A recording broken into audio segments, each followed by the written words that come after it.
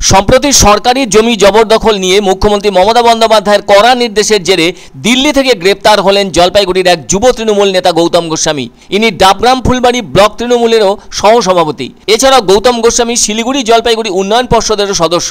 জানা গেছে দিল্লি থেকে ওই তৃণমূল নেতাকে গ্রেপ্তার করেছে শিলিগুড়ি পুলিশ কমিশনারেটের পুলিশ। যদিও তদন্তের স্বার্থে বেশি কিছু বলেনি পুলিশ, তবে শুক্রবার বিকেলের দিকেই তাকে শিলিগুড়িতে আনা হয়েছে।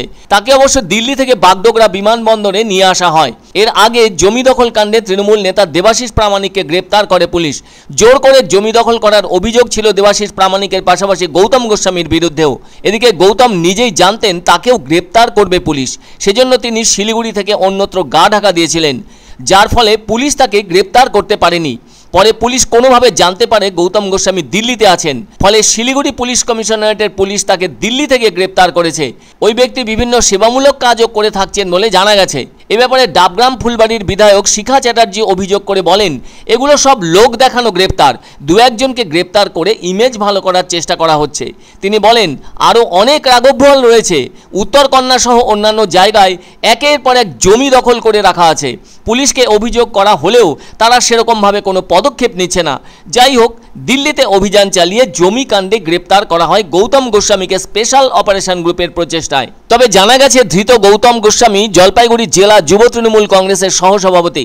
সম্প্রতি তিনি ডাবগ্রাম ফুলবাড়ি ব্লক তৃণমূলেরও সভাপতি ছিলেন।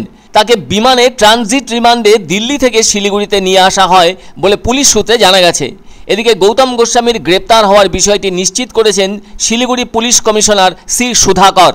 সম্প্রতি শিলিগুড়ি সংলগ্ন ভোরের আলো পর্যটন কেন্দ্রের কাছে জুলাপি রায় নামে এক মহিলার ব্যক্তিগত জমি দখলের অভিযোগ ওঠে। আর ওই ঘটনায় ওই মহিলার জমি দখলের চেষ্টার অভিযোগ উঠেছিল দেবাশিস প্রামাণিক ও গৌতম গোস্বামী সহ আরও কয়েকজনের বিরুদ্ধে। এদিকে দেবাশিস প্রামাণিকের গ্রেপ্তারের পরই গা ঢাকা দেন গৌতম গোস্বামী। তবে 8 দিন গা ঢাকা দিয়ে থাকার পর গোপন সূত্র মারফত খবর পেয়ে এসওজি অভিযানে নামে। এরপর তাদের হাতে ধরা পড়ে যায় ওই তৃণমূল নেতা গৌতম গোস্বামী।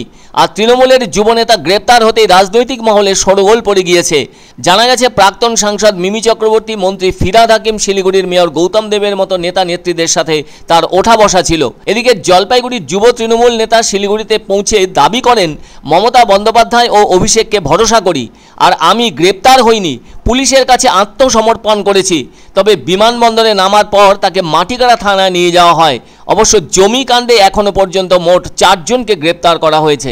দিদিমণি বলেছেন গ্রেপ্তারি হচ্ছে একের পর এক। কোথায় গ্রেপ্তারি হচ্ছে? একজন দুজনকে করে তাদের মাথায় করে দিয়ে কাঁঠাল ভেঙে দিয়ে আর বাকিগুলোকে সব রেখে দিলাম, তাদের নেতাদের রেখে দিলাম। এগুলো তো ঠিক না। এখানে পুরোপুরি এত জমির দালাল, সবই তো জমির দালাল।